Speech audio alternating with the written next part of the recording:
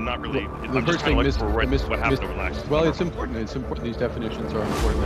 And It's my question time, and I don't need definitions. I just want to know if there was a discrepancy. It's very public. It was under Reuters, a series of different news articles, and I'm just asking what has been done to narrow that gap. Perhaps there was nothing. Your company and your company alone, Mr. Carney, has the legal authority to reject the subsidies that have doubled power bills on poor and working class Ontarians. Simple yes or no question. Will you turn down those subsidies to give Ontario's poor a break? Just a yes or no. Mr. Poilievre, as you said moments ago, there are contracts put in place between the Ontario government and players in the Ontario power market that are providing electricity for Ontarians. Overcharging, yes or no? And so both sides of those contracts yes or no? are honored. Yes or no? Mr. Poilievre, may I ask you to not speak over the witness? I can't hear the answer, and therefore the interpreters can. Point of order, Madam Chair. What is the point of order? Point of order is that the rule is that the answer mustn't exceed the length of the question. Mr. Carney's had that length. He hasn't answered the question. Can we move on? That is not actually the rule, but I will let you answer your question. Thank you. Thank you. So I guess we're not going to get an answer. It looks like that you and your company will continue to profit off the backs of poor and working class Ontarians by taking these massive government subsidies that you wrote into a contract under your previous Liberal government. Moving to the first point of your presentation on fiscal sustainability, do you support Mr. Trudeau's structural deficits? As I said in my presentation, we should avoid structural deficits. So I make a distinction, as I believe you do, between the support that is provided during the COVID emergency and once we emerge from this situation, avoiding having deficits being driven by current spending that, as I said in my presentation, does not grow the economy in the future. So is the current government on a sustainable fiscal path? In my judgment, it is on a sustainable fiscal path because the deficit by the end of year 5 is largely driven, in fact, from what I can tell, is driven by those growth promoting measures, yes. So you do support it. Do you think there's any chance that on this path we could have a debt crisis? I think for Canada, no. Canada's situation is very strong. We must use, though, if I may add, we must use our fiscal resources very wisely and particularly with respect to the point of this committee's inquiry to effect for the type of proposals that have been discussed by colleagues. Have you advised any ministers in the government, their staff or deputy ministers since September?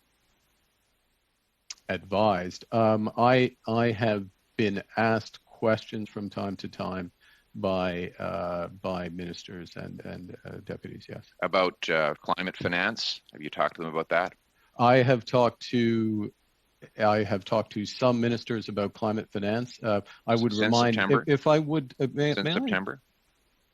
Well, I am the UN Special Envoy for Climate Finance, and I've spoken to ministers, deputy ministers, leaders. Since September? I would add.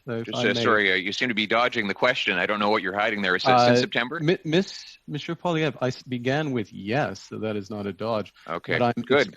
Then you've answered the question. Have you contacted the lobbying commissioner to find out if this is in contravention of the rules? Given that you do stand to profit off of the policy decisions in this area, you are part of a company that could potentially make financial gains from the massive subsidies and other government policies that you've profited from at a provincial level. Have you checked with the lobbying commissioner? Madam Chair, point of order. Whether you should Madam be Chair, registering? point of order. We have a point of order on the floor. Mr. Asasi, your point of order? Madam Chair, as the member is fully aware, there has to be some relevance to his questions to what we're discussing here today. And I certainly don't see the relevance.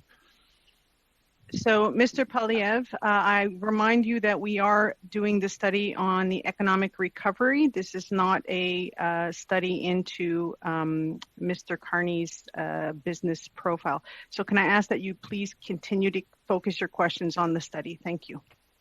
Point of order, Madam Chair. Just on the point of relevance, the member's questions absolutely are relevant. When you, for example, go to the website of Brookfield Assets, the first The second and the fourth headline are driving to net zero and driving tomorrow's economy with renewable power. So it absolutely seems to me to be relevant within the scope of this particular study for the member to be pursuing questions to the witness about topics he himself presented on in his opening comments and relevant to the subject of the study. I'm ruling that I'd like the Mr. Poilievre to continue his questions, but to make sure that they stay in line with the study. So I'm giving him back his time if he would like to continue.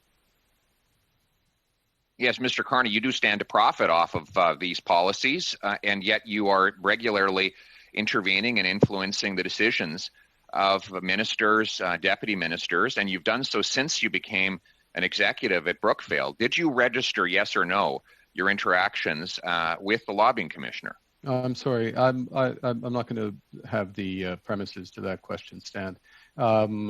I do not intervene. I do not influence. I would remind the members of this committee. Did you register? I would remind that I am an envoy of the United Nations, an advisor of the right, UK another Prime conflict Minister of interest with respect to COP26, and that the United Nations and the UK government. Did you register to lobby, Mr. Carney? Yes or no? If I may be allowed to. If I may note, I have testified. Did you register to lobby? To Parliament. Did you register to lobby? My career, I'm normally did you register to lobby? Answer the question. Madam Chair, did you register to point lobby? of order. Mr. Poilievre, may I ask that you allow the witness to answer before you talk over, because we can't hear the answer. Thank you. Did he register to lobby? I represent the United Nations. I represent the UK. Do you register? Did you register to lobby? Yes or no? We have a public point of order, Madam Chair. Strategy. I would like point to of order. Answer the question. Yeah, that's a great idea to the witness. I think the witness probably should answer the MP's question, since that's what witnesses are supposed to do at committee. My point of order is if you can actually ask the witness just to answer the yes or no question in the same time that it took the member to ask him the question, because that's the practice of committee, and that's what witnesses are here at committee to do. Just answer the question by members of Parliament. Madam Thanks, Stubbs, Chair. Madam Stubbs, this committee, we give the 6-minute or the round to the MP, and they can use that round as they see fit. The committee does not have the same practice as in the House, so I will let Mr. Poilievre continue. He has about 20 seconds remaining in his round if he'd like to ask the witness a question, and we'll wait for the answer. Thank you. Your company says that it seeks to make profit off of these so-called green investments, which usually mean government subsidies. So you have a financial interest in these policies, sir. Your bonus is probably tied to them.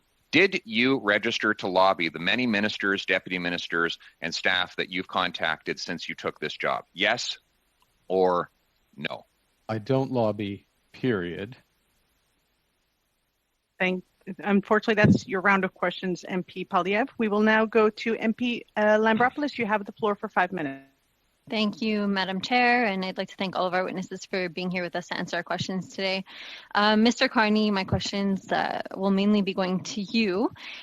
As you know, it's still quite expensive for companies, especially smaller businesses, to transition to greener practices at this point in time. I'm asking from an investor's perspective if you can give some advice to smaller and medium-sized businesses in order to help them successfully transition to net zero. And also, what can the government do to help them get to that point? For part 3, versus Carney, Pierre Poilievre.